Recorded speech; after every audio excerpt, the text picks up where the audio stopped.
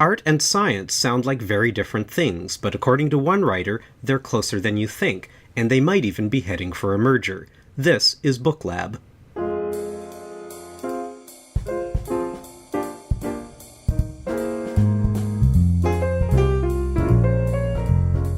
Welcome to episode 3 of BookLab, the podcast where we check out what's new in the world of popular science books.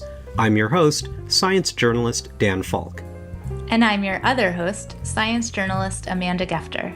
In this episode, Arthur I. Miller looks at the connections between art and science.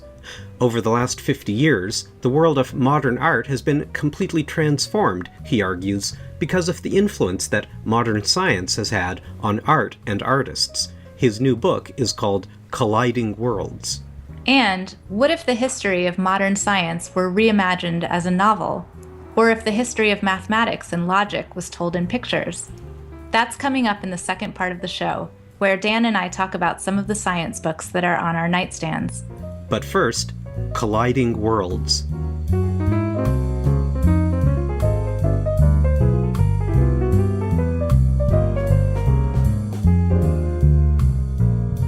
Arthur I. Miller has a PhD in physics from MIT and taught history and philosophy of science for many years at University College London, where he is now an emeritus professor, and his new book is called Colliding Worlds: How Cutting-Edge Science is Redefining Contemporary Art. This is not Miller's first book on the relationship between art and science. He dealt with it in a very interesting book, a really good book from a few years ago called Einstein-Picasso: Space, Time, and the Beauty That Causes Havoc. In this book, he deals largely with the second half of the 20th century and continuing on to the present day, looking at the ever-changing relationship between art and science. Yeah, he locates the origin of what he calls this art-science movement in the East Village of Manhattan in the early 1960s. And in Miller's narrative, it all begins with one particular work of art. And this piece was the brainchild of Billy Kluver, who was an electrical engineer at Bell Labs in New Jersey. And Kluver had gotten together with the artists Robert Rauschenberg and Jean Tinguely. And they put together this piece called Homage to New York. And it was this giant machine sort of kludged together of all these strange parts. They were driving around New York and picking things up out of dumpsters, and they put together this machine. And the idea was that it would self-destruct in the sculpture garden of the MoMA, in front of a huge crowd to a musical soundtrack. And at the very end, it would just blow up in what Kluver called one glorious act of mechanical suicide. And so this sort of suicidal machine was this, the defining moment for Miller of this art science movement. And actually, I found it really interesting when I was reading about this piece, because I remembered that Claude Shannon, who was the sort of founder of information theory, and he was at Bell Labs with Kluver, he had built this machine just sort of as a hobby. I don't know if he really considered it a work of art or it was just like this strange little hobby he had, but he built this machine that he called the Ultimate Machine. And it was basically just a box, and when you turned it on, a hand would come out and reach around and turn itself off. And so all it did, you turn it on and it would turn itself off. And so it's so meta. It's very meta, and I think Kluver must have been inspired by that for this idea of mechanical suicide. And actually, Arthur C. Clarke, the writer, had seen this piece on Claude Shannon's desk, and he had said, "There is something unspeakably sinister about a machine that does nothing, absolutely nothing, except switch itself off." And so even though this was a few years before Clarke sat down to write 2001: A Space Odyssey, you can't help wondering if this idea was, rattling around in his head when he did write that book, because, of course, machine intelligence and machine death are some of the, the themes that haunt that work. And it's interesting because historians tend to shy away from pointing to, turning points, like this is the thing that started. I mean, okay, Archduke Ferdinand's assassination triggered World War I, but other than that, they really don't like these turning points in history. But I think, if you're writing a book about a movement, I mean, it actually is helpful to at least try to find, time zero. And obviously people can quibble whether it was or wasn't this this event in New York City. But to Miller's credit, I think he's found a kind of a compelling way of beginning his story. And he goes on from there to, I guess you would say, he profiles quite a number of artists, many of whom are still working today, perhaps more than a dozen of these artists, including people like Harold Cohen, for example, who has a computer program named Aaron, which produces really interesting and highly sought-after works of abstract art, abstract paintings, actually. There's Catherine Dawson, who uses lasers to sculpt in glass, and what she makes are sort of biologically accurate depictions of the human brain. And people like Tim Roth, who uses data from the Hubble Space Telescope to project, as he calls it, the heartbeat of the primordial universe onto the sides of buildings in different cities. So it's quite an array of characters that we meet over the course of this book. Yeah, there are also some even more radical artworks and artists in the book. We meet the artist who has an ear sewn onto his arm. We have artists who inject themselves with horse blood, and an artist who genetically engineers a glow-in-the-dark rabbit. So there's a very broad spectrum of works and people in the book. Yeah, it's quite an array of characters, and I think that is the word for it, characters that we meet, and I would say that's sort of Miller's main project here. But there's some other interesting things thrown in, and in fact, at around the midway point through the book, there's a very interesting section. I think he calls it an intermezzo. So there's sort of like an intermission where he looks at a really interesting case involving Jackson Pollock, who of course is famous for these abstract drip paintings. But there was a set of paintings that were found later on after Pollock's death, and it was sort of not clear whether they were or not original works of Jackson Pollock. So that's sort of an interesting little detective story in its own right. But as a part of that, Miller brings up this question of whether Pollock's paintings display a fractal structure, and I think many of our listeners will know this term fractal, but just by way of a reminder, a fractal has this kind of unusual property that whether you zoom in or zoom out, you kind of see the same type of pattern, sort of with the same degree of complexity. So that's really interesting. Now, in the end, it turns out to be sort of inconclusive, and not to suggest that Pollock was consciously deciding to employ fractals, because I don't think anyone is making that claim. But it actually would be really interesting if that turned out to be the case.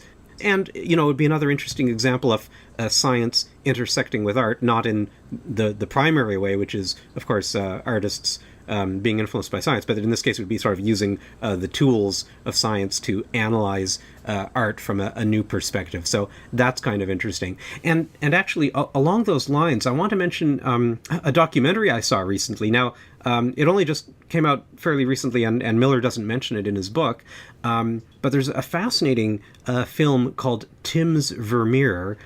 Just came out about less than a year ago. And okay, it's about this guy, Tim, who is curious as to why Vermeer's paintings are so vivid and lifelike.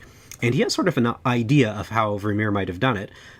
So he recreates a studio with furniture and people in it, setting up a scene that would mimic one that Vermeer had painted, and then goes about using this technique, which I won't try to describe in too much detail, but it involves a mirror and setting things up at particular angles, and sort of pulls it off. But that's another really interesting example of trying, in this case, it's trying to figure out what scientific technique did a painter use, in this case, a couple of hundred years ago, to create these really vivid works. So now, again, I'm getting a little off topic because Miller doesn't talk about that, but just to show that this is a really fruitful subject, and science and art can intersect each other in many different ways.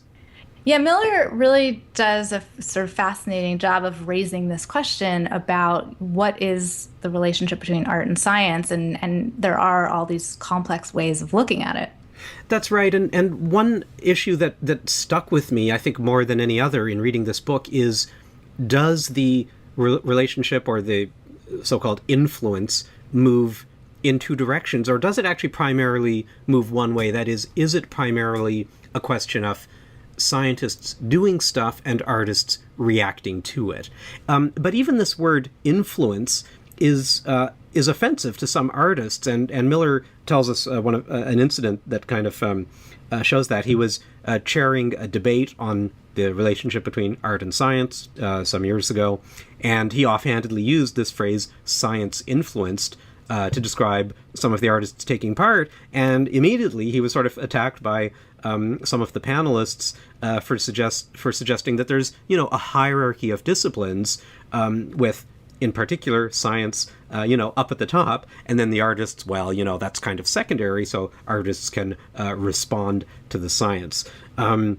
And as Miller tells us, it's actually not clear how fruitful that particular evening was. I'm just quoting. He says, the panelists seem to know little of what went on in the world of science outside biology. This held for the audience, too, the vast majority of whom were artists. So there does seem to be just a little bit of a tension there. I mean, he's describing a conference, or at least a panel discussion about art and science in which there are no scientists, right? So it's kind of artists just discussing what they do, and then being apparently being sort of offended at having to take second place. So that's, for me, I couldn't help thinking about this question, if it does flow primarily one way more than the other way. And I actually do think that influence is a perfectly good, legitimate word to use to describe what's happening. And, whether Miller wants to admit this or not, I think, the artists that he profiles really are, I don't think you can get around this, they really are deeply influenced by science, and there's not that much evidence to suggest a similar kind of influence going the other way. And in fact, even the subtitle of the book hints at that, right? The subtitle is How Cutting-Edge Science is Redefining Contemporary Art. So the subtitle doesn't say, and vice versa. Yeah, this question of influence is really interesting because when you think about it, art is always sort of reacting in some sense to what's going on in the larger culture, right? Whether it's politics, it's, the AIDS epidemic, it's feminist issues, all these different things. And so the artist sort of stands as this almost like cultural critic of some kind, or and so, you could say science is just another one of the spheres of the world that the artist is reacting to. And if that's the case, then there shouldn't really be a question of hierarchy, right? They're just doing sort of different things. But in the type of art that Miller's talking about, it is slightly different because these artists are not just being influenced by or just reacting to the science. They're actually sort of co-opting the tools of the science, whether it's tissue engineering or genetic modification or any of these things. And so they're actually using the tools of science, and that creates this interesting tension. Yeah, definitely, and that's why, as we'll get to later, I mean, he brings up this issue of a possible merger, or at least a blurring across disciplines. And in fact, I mean, it's not like it's only one way, because he does mention a small handful of cases where it goes the other way. He talks about, for example, a physicist who works with artists and then afterward begins to study the interaction between laser beams and soap bubbles based on what they have been working on with the artist. So getting a new idea for a research project, or an example of a biophysicist who, again, after a collaboration, starts to investigate artificial photosynthesis. So Miller doesn't give very many examples of that nature, but he gives a couple, and so, it's not like it never happens. And I couldn't help thinking about this, actually, it was just yesterday.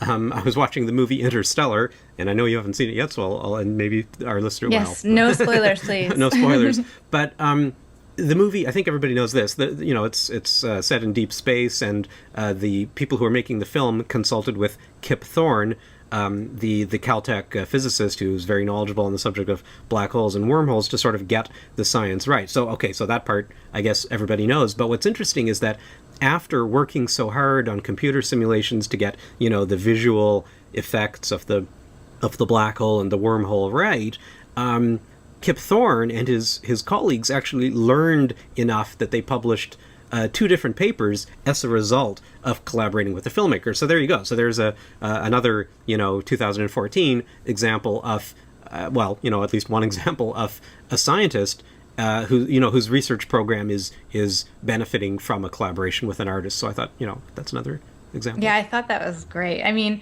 one of the historic examples that he alludes to very briefly that I thought was really fascinating was talking about Niels Bohr reading a book about Cubist theory and possibly getting the idea for complementarity, right? This idea that a particle or an electron could be both a particle and a wave at the same time. And so by thinking about Cubist art and how it's representing multiple points of view simultaneously, so all these sort of points of view exist, but then as the observer you kind of come along and like select one way of looking at it, that Bohr came to the idea of complementarity through reading about cubism, which is actually fascinating in light of his earlier book that you mentioned, Einstein Picasso, because in that book he argued that Picasso actually invented cubism after learning about sort of the mathematics of the fourth dimension and this idea of how things are projected in space, so that Picasso was trying to imagine if you could step into the fourth dimension and you looked at a three-dimensional object, what would you see? And he invented cubism that way.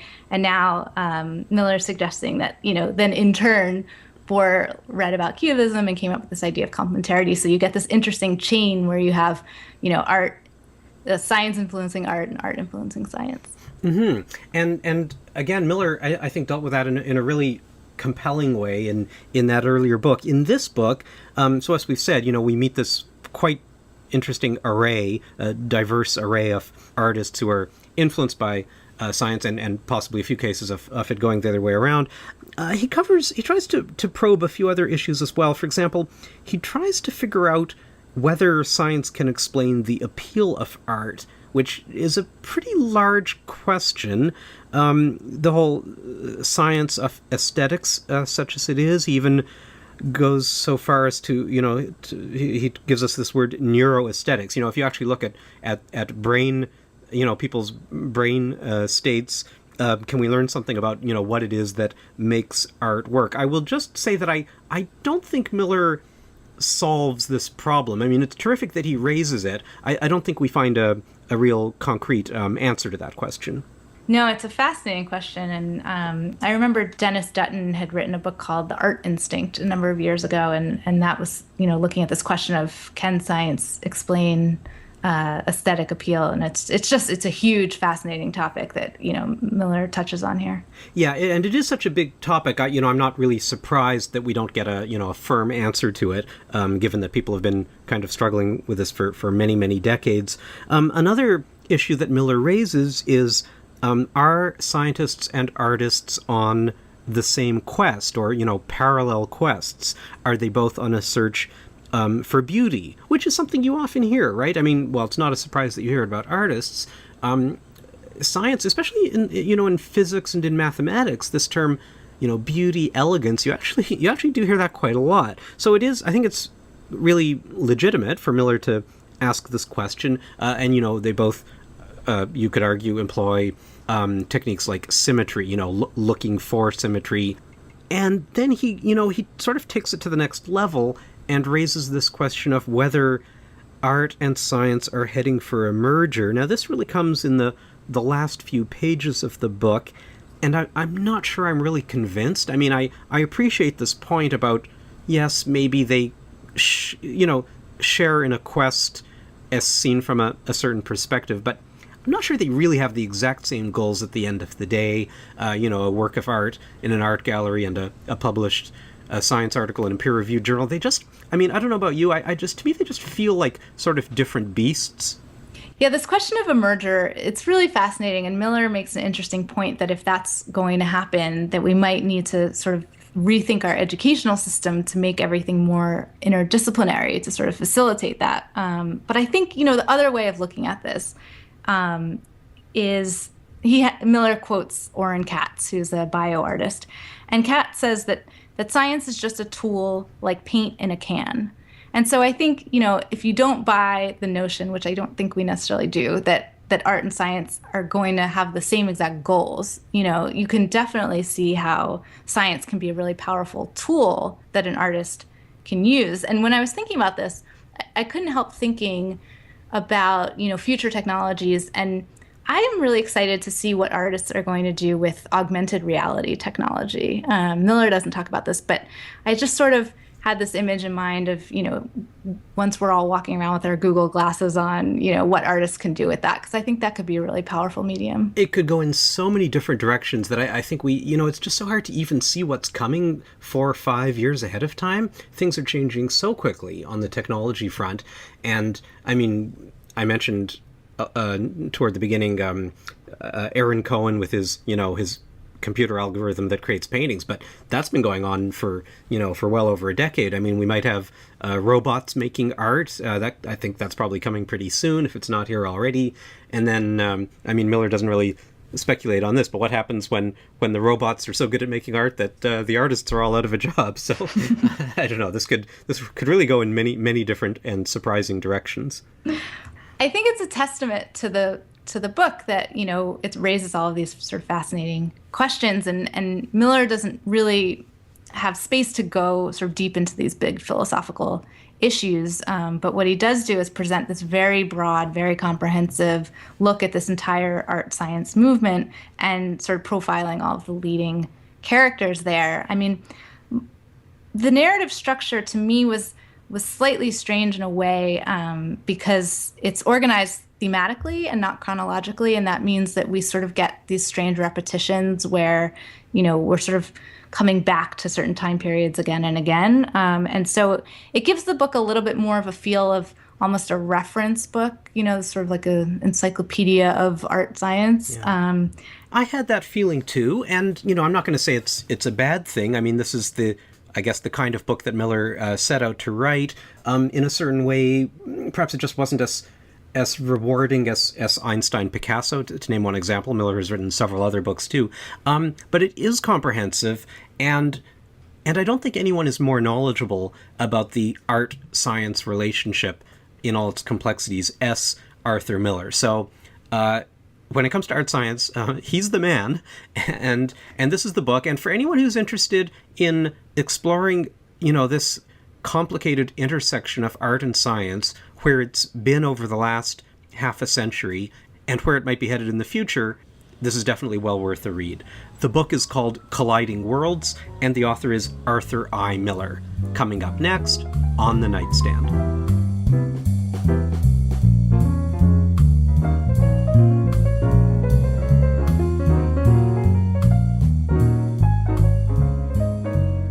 So, Dan, what's on your nightstand? Well, this book that I'm about to tell you about is a bit of a departure for me, because until this point, although I've read lots and lots of books over the years, I have never sat down to read a graphic novel until I found this wonderful book, actually by accident, because a friend of my father's sort of gave it to us one day when we were having dinner. It is called Logicomix, published in 2009. The authors are Apostolos Doxiadis and Christos Papadimitriou. And two other folks were the artists for it. So what it is the story of logic and mathematics in the first part of the 20th century. And so first of all, who would have thought that you could make a graphic novel about the history of mathematics and logic? But it turns out you can, and it's really fun, and it's really interesting.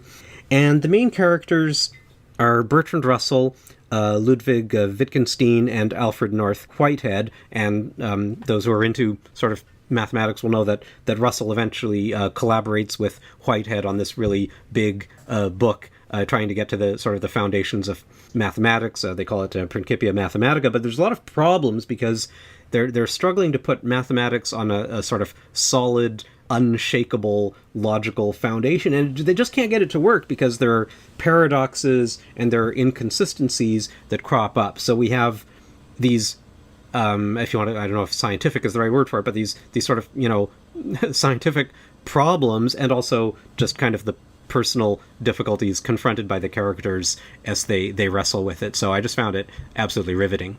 Yeah, I have to say I've read Logicomix, and it's one of my favorite books, and it's just that sort of bizarre juxtaposition of this very abstract material with this very, sort of concrete visual style is really amazing. Yeah, and I obviously I can't do justice to the images by trying to describe them, but just I'm looking at some of my favorite scenes in it, and Wittgenstein, who is a little bit younger, right? So the young Wittgenstein is in Bertrand Russell's office, and he's sort of throwing a tantrum, but he's kind of perpetually throwing a tantrum because he's just a really wound up character, at least as portrayed here. And he says, "Don't tell me, please don't tell me you are assuming the independent existence of a mathematical reality." And Russell is hunched over his desk and obviously getting a little impatient and says, "Of course I am. Either that or we live in total chaos." And then Wittgenstein starts waving Russell's book around and saying, "No, but what about infinity?" Anyway, it's just my description of it doesn't do it justice, but it's just so vivid, and it just really brings these. I mean, I appreciate that it's a caricature because that's what comic books do, but it really does bring these characters to life, and sort of in an unforgettable way. Like from here going forward, if somebody, if I have to think about Bertrand Russell, I'm going to think about Bertrand Russell, I mean, up until they make a Hollywood biopic, which they might do, but until then, I'm going to think about him the way he's depicted here in this book. So, I mean, the artwork is vivid. I mean, every page is kind of a joy, and the story is just really, really interesting if you're interested in the history of logic and mathematics. But even if you aren't, or even if you didn't know you were, I think it's worth picking this book up. It is just a very compelling narrative and just a really wonderful story. And there's something sort of remarkable when the sort of like key plot point is a logical paradox, right? Yeah, I mean, first of all, a paradox is normally like, a stumbling block, and you would be upset if you encountered one, but it's just so interesting, and some people may know this problem that's named after Bertrand Russell. So it's now called Russell's paradox, and the way it's there are different versions of it. The way that it's presented, first of all, in the in Logicomix, is this question of involving the barber, right? So you've got the barber and the townspeople, and there's a question of who shaves who, right? So the rule is the barber shaves every man who does not shave himself. Well, who shaves the barber?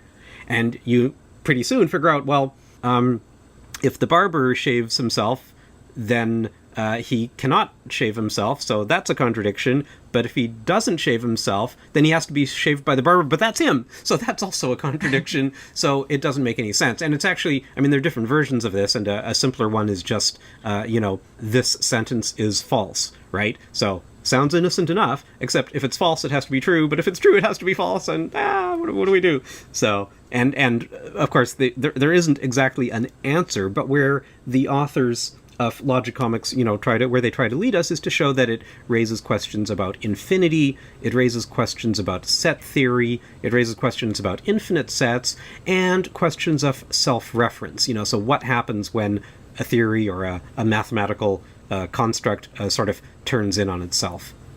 We spoke earlier in the program about meta, so this is meta yeta again, if I may say that. So kudos to the authors of Logicomix for for being brave enough to tackle what seems like an esoteric subject, but really bringing it down to earth. Yeah, I've noticed that there seem to be more and more graphic novels about science, and I'm hoping this is the start of a growing trend. I know there was a great one that was a biography of Richard Feynman. There's another one about Niels Bohr, and I've seen a couple across different areas of science, and I just think it's an exciting, sort of fresh, creative way to write about science. I think so too. I have to admit I was a graphic novel skeptic for quite a while, but I'm not anymore. Logicomix is terrific.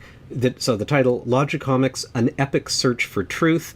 The authors are Apostolos, Doxiadis, and Christos Papadimitriou. The wonderful artwork is by Alekos Papadatos and Anne Didona, so definitely look for that. Amanda, what's on your nightstand? So on my nightstand is a brand new book called Only the Longest Threads by Tasneem Zehra Husain.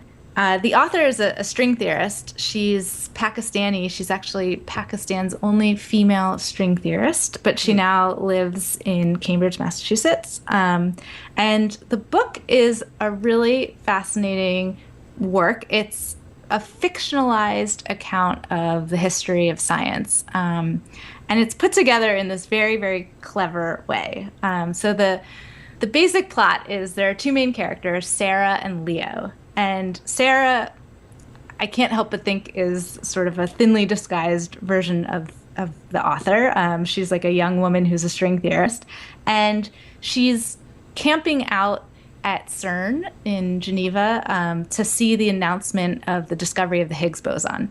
And while she's there, she meets this science journalist named Leo, and he's in a position where he's very frustrated that he can't seem to get across the true passion of science in his articles. And so the two of them strike up a conversation in which Sarah gives Leo the idea that maybe the way to capture the same sort of excitement that they're feeling upon hearing about the Higgs discovery is to write a fictionalized account of these great discoveries in science so that you can, sort of feel like you're there in that moment. Because the sort of premise is that by the time history has digested these discoveries, they sort of lose some of their original flavor.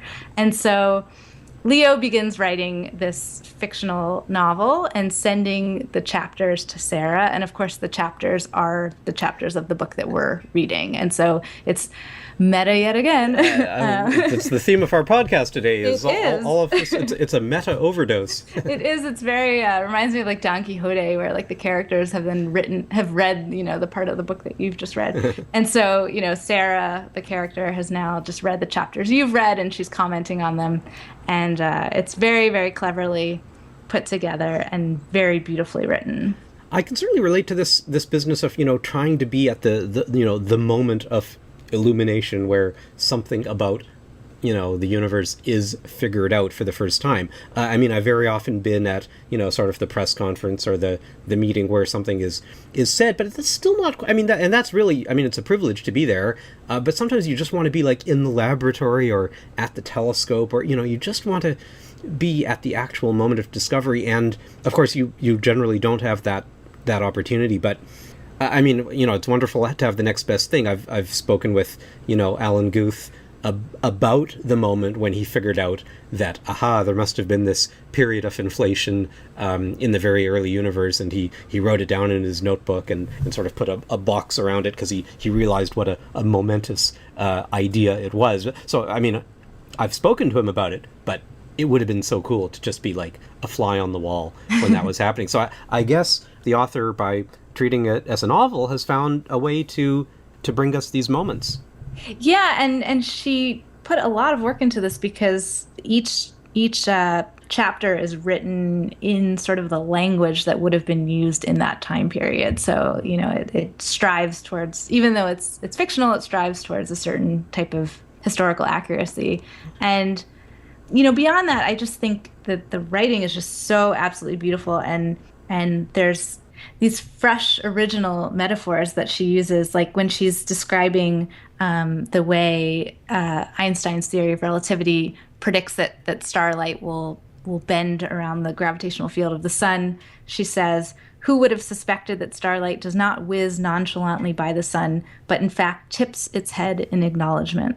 That's a lovely phrase. I like that. It is. And when she's describing quantum mechanics in the time period that it's first, being discovered, she describes it as an awkward, gawky teenager, or something looked upon as if it should be handled with tongs. And I just thought that was beautiful too. So the writing is just absolutely breathtaking. And so in a way, just like what we saw a moment ago with Logicomix, which was, at least for me, just this very refreshing new way of treating the history of science. And I guess also in this book, Only the Longest Threads, again, a very sort of original take on the history of science. Absolutely. So again, the title is Only the Longest Threads, and the author is Tasneem Zehra Husain.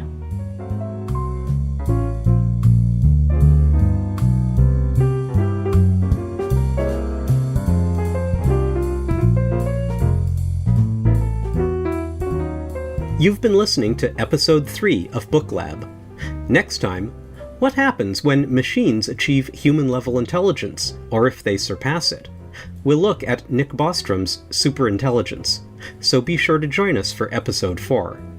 Meanwhile, look for us on iTunes and on SoundCloud, follow us on Facebook at facebook.com/BooklabPodcast, and follow us on Twitter at BooklabPodcast. And speaking of Twitter, my own Twitter handle is Dan Falk. And mine is Amanda Gefter. And you can also email us at booklabhosts@gmail.com. Bye for now. Thanks for listening, and we'll see you next time on BookLab.